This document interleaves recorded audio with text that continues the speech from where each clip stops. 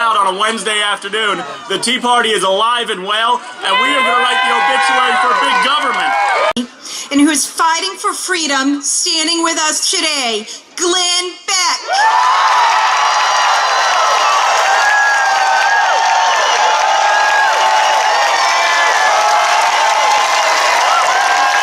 I want to bring on some of my friends.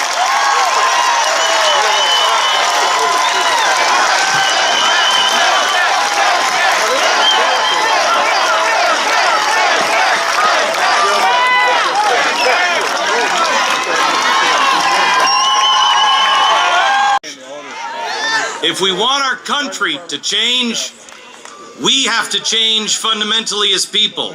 Today, inside, they dedicated a brand new statue to another American giant. This one was Frederick Douglass. He was a man that was born into slavery, but knew instinctively that he was not a slave. To keep a man a slave, you have to do much of the same as the old circus masters used to do around the turn of the last century with elephants. You'd clamp heavy chains around their legs, and then you would stake it to the ground. Then you would take the elephant and you would beat it, and you would terrorize it. And after a while, you could unstake the chain. The elephant would just give up. He would no longer move. Just the mere rattle of the chain was enough to scare the elephant. Who rattled the chains of control to any group that disagreed with its policies. And now they are pushing misery and death through the so-called Arab Spring, country after country, and now they are plotting a new war with Syria. This again will bring nothing but death and destruction the world over, and the price that we will pay will be too high. We are told that we have to pick sides to arm those, but those people that we are choosing to arm are so far down on the scale of decency that even Vladimir Putin this week asked if Americans knew that the people we were arming were actually eating their enemies on the battlefield. The fact that Putin had to even ask that question, and the fact that most Americans didn't even know or had seen the video of that commander that we are arming, now engaging in those things, is an indictment not only of our Congress, our president, but our media, and quite honestly, ourselves. USA! USA! USA!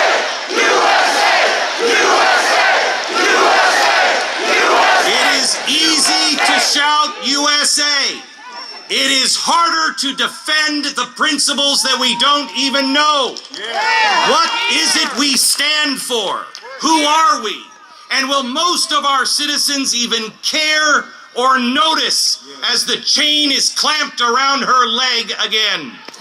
What is it that will be written about this generation? What is it that will be said about us?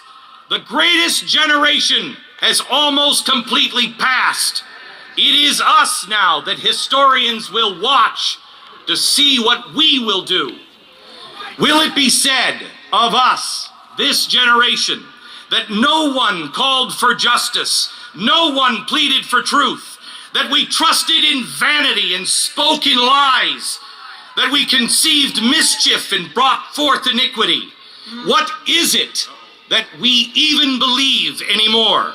And where did we get these ideas that now seem to be so popular with our fellow citizens? Our forebears came to these shores not for free stuff, but for freedom.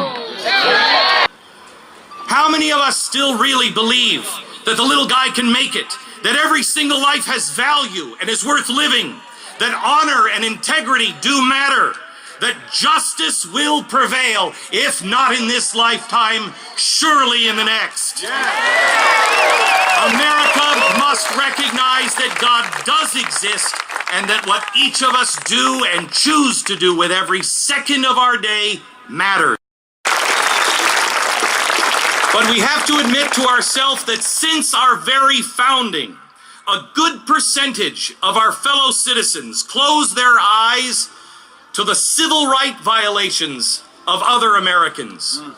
There was only about 10 to 20% of those who fought in the American Revolution. Only about 10 or 20% of the entire population of America was involved. The rest stood out. That there are always a few leaders that stand up. Ben Franklin, John Quincy Adams, Harriet Beecher Stowe, Abraham Lincoln, Frederick Douglass, Booker T. Washington, Gandhi, Martin Luther King. They knew that the march toward freedom never ends, and man must be vigilant and pray less with his lips and more with his legs. But that freedom comes at a profound price, profound responsibility. People that stood against injustice, hatred, and bigotry. Our pulpits in this country have gone silent out of fear, out of arrogance, or out of apathy. Their faith is now found in the wisdom of man and not the power of God. For some preachers losing their tithing checks, or maybe it's the gold Rolex, has become more important than losing man's freedom. Whatever the reason, they are no longer willing to call evil by its name. And there is no vision. And when there is no vision, the people shall perish. May I humbly suggest a vision. Martin Luther King knew the answer, and he lost a lot more than congregants on his march. Students today all across our country are taught that his vision probably came from Gandhi, or maybe that idea came from some progressive philosopher in the early 20th century. Martin Luther King's vision of although we all be free men, when we choose to make ourselves servant to all, we gain the more, did not come from a progressive philosopher. Believe me. Let's get a couple of things straight. What MLK and Gandhi and Lincoln, what they all did was not progressive or new. It was ancient. Hollywood, Woodstock, and the hippie culture was not the source of the power of the 1960s civil rights movement. It was God and God alone. People that humans don't even have to have them explained to them. You know. You don't need to be taught. You instinctively know that you have a right not to be executed without trial, not to be held without charge, not to be searched without warrant, or spied upon without cause. The government is no longer the protector of those rights. They are the chief violator of those rights. And so we must stand and protect them. When we are told that the IRS, the EPA, the ATF, the FBI, or any of the others, when we're told it's okay for them to hassle, threaten, or intimidate others because of their skin color, their religion, their political belief, we stop being the country all of us want to build and start being the country all of the world should fear. The long train of abuses regarding these rights are exactly the same abuses that Martin Luther King marched against. And they're the very same rights that our dusty founders preached against. Men make progress, but man never changes. Man loves power. Man loves money. No matter the skin color, no matter the party, no matter the religion, no matter the income level. These systems, I stood up there last week, and I looked down at how the streets point directly to the Speaker of the House. It's intoxicating. The symbol of our nation make men drunk with power, and then they justify their lust for more by claiming they're public servants. I realized last night when I came and landed in this city, and I thought, I actually like Vegas more than this city. We come here today to send a very clear message to surround all of those who wish to stand and break that cycle of corruption. We will use ourselves as shields, if need be, to protect those who are in the system, the elected official or the whistleblowers, with the courage to stand and tell the truth.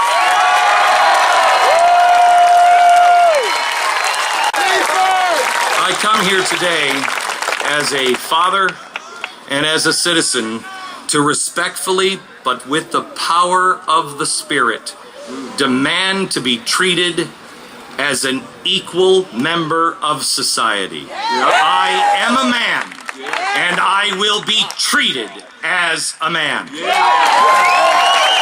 I answer to only one king, and his kingdom will come. His will be done.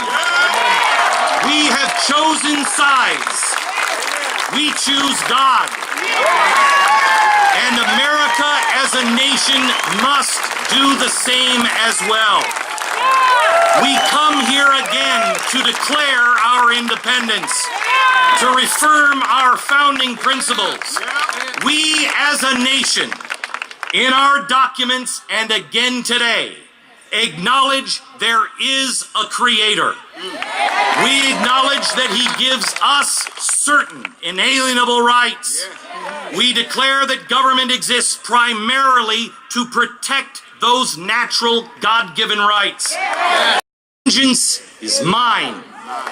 Anyone who speaks of punishing political enemies, anyone who tells you about vengeance, is not only on the wrong side, it is evil. Clear evil, and we have a responsibility to declare it as such. America, your job has just begun. It is time to rise up and boldly declare those same self-evident truths that changed the world so many years ago, and demand that those truths remain the basis of our laws. My civil rights will not be trampled. And I say this not for me, not for my children, but all men that yearn to be free.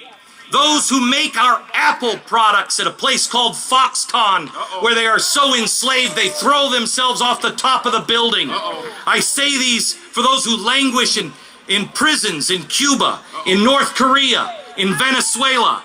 I say that for those homosexuals who are currently being stoned to death in the streets of Egypt and Iran, while our so-called civil rights leaders hold coffee clatches with third graders at the White House. But having your name on a list as an enemy of theirs may be the safest thing you ever do.